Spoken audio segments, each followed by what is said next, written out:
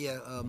First of all, just want to thank my Lord and Savior Jesus Christ for the blessing of what I get to do every day with these guys, and it always doesn't always turn out the way I want it to, but I understand that it is a blessing and a gift to be able to do what I do, and so thankful for our guys and their effort, and I wish I had given them a better game plan today.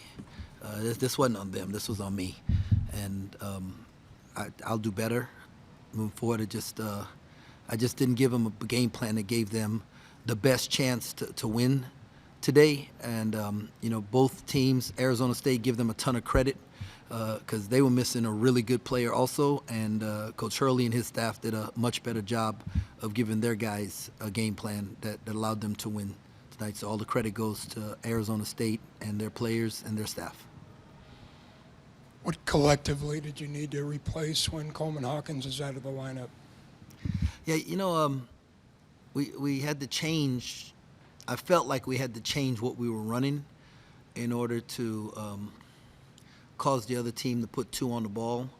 And, so we tried to put in some things that, look good on film, look good in practice. But it just, I felt like our guys were shooting shots that weren't in rhythm. They were good shots. They were open shots. But we had learned where we were going to get our shots from and how we were going to get them. And then this was a little change. And, it was just tough to turn it around quick enough. And that's not on our players, right? That's on me. And so, when you've been doing something, then we were playing pretty good basketball, and this is not indicative of the kind of shooters or the players that we have this shooting performance tonight.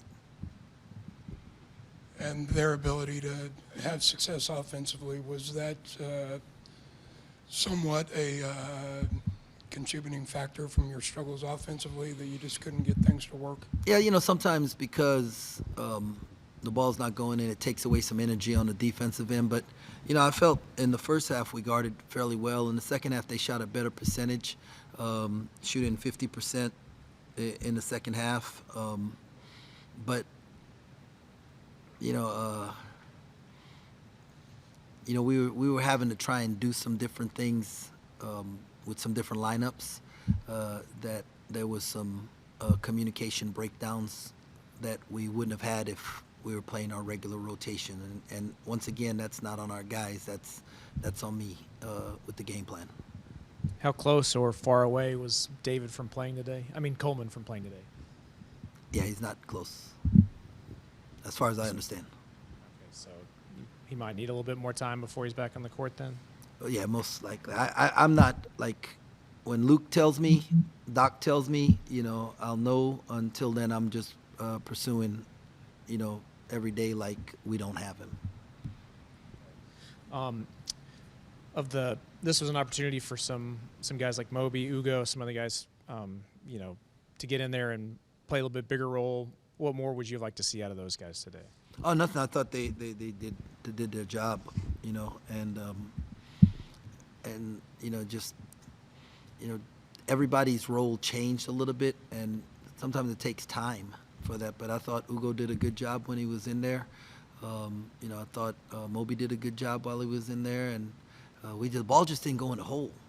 The ball didn't go in the hole. If the ball goes in the hole, it's a much different game. We're not a 19% three-point shooting team, and especially when it's the guys who are shooting them. Doug, had some good looks. Max had some good looks, but they weren't the same type of shots they were getting early in the year. And so the rhythm's just a little bit different, and so. The rebounding numbers were poor from that Utah trip. What went into out-rebounding Arizona State by 10 in this game? Effort. Guys just gave effort. We wanted to be the toughest, grittiest team, and I thought we showed some grit and some toughness, and we scrapped. Ball just didn't go in the hole. Was not having Coleman on defense really big, just with the communication standpoint and kind of directing people? Yeah, most definitely. most definitely. He does, provide so much that you don't see on the stat sheet. Getting guys organized, talking through things, making up for stuff with his length by getting deflections. I thought we only had 7 deflections in the first half, and part of that is we were so little out there, and so that's something that I have to look at. I know we've talked a lot about not allowing second chance points, but when you guys only get, I believe it was 9 second chance points on 17 offensive rebounds, is there anything you guys can do better to sort of get better looks off that, or? Yeah, I'm gonna have to go back and look at the shots, because we always talk about getting a paycheck. No sense doing all that work and not getting a paycheck at the end of it, right? And so I'll have to go back and look at the shots and see what kind of shots they were. But, I was, pleased with the effort of going to get the ball, and now we have to look and see, what came of it. Normally, inside out threes, I don't know if we made any, but those are the best shots to take. And so, if we're getting dagger threes, I'm feeling pretty good about it. The offense stagnated a little bit near the end of the second half, and or in the middle of the second half there, and I think you guys had a stretch where you didn't hit a field goal for about 4 minutes. Can you pinpoint a reason as to why those stretches happen, or is that just not getting good looks or not finishing good looks? Once again, I'll have to go back and look and see, but it looked to me out there like we were getting some pretty good shots, and it just wasn't going in the hole, and that happens from time to time. I know David's offense a lot of time working in tandem with Coleman is a big thing, but it seemed like you guys figured something out in the second half. I was wondering obviously David had a big second half, but did you make an adjustment there? Well, he was more assertive in the second half. I thought in the first half we were trying, once again, we put in some new stuff. We ran some stuff today that we hadn't ran all year long. And from a coaching perspective, I can look at it and say, man, this is going to work. But nothing works unless you work. And if the guy's a little bit hesitant or they're thinking, what am I supposed to do, then it doesn't run quite as fluid. And so in the second half, we just reverted back to running some stuff we've been running all year long. And you could see he was just more aggressive in those situations because he knew exactly what to do. So, Coach, I want to ask you further about David and just what kind of heart he's playing with this year. Yeah, no, he's playing like a third-year guy in a program that cares, and but I'm gonna say that about all these dudes. We've made a change on our team where we've gone from being individuals to being guys who were playing for and with each other to now we got a team that's playing for K-State, and I'm proud of that. I'm really, really proud of that. And David obviously is leading the way because, he's been here the longest. But, guys like Taj Manning and, Buddy and those guys, they bring it every day in practice, man. And so really proud of the effort of our team and how big their hearts are and how much they care. And if you were in the locker room and you saw how hurt they were, right? They weren't hurt because they didn't play or that and the other. They were hurt because we lost, and they want to win for K-State, and that gives me energy to go and do a better job of preparing a game plan that puts them in the best position to win the game. Because I absolutely love these dudes and love how they represent our program and represent this university. As a guy that's been around for 3 years now, as you said, do you find him becoming more vocal as a leader than before? Yeah, he's way more vocal. Way more vocal, way more assertive. His actions speak really loud.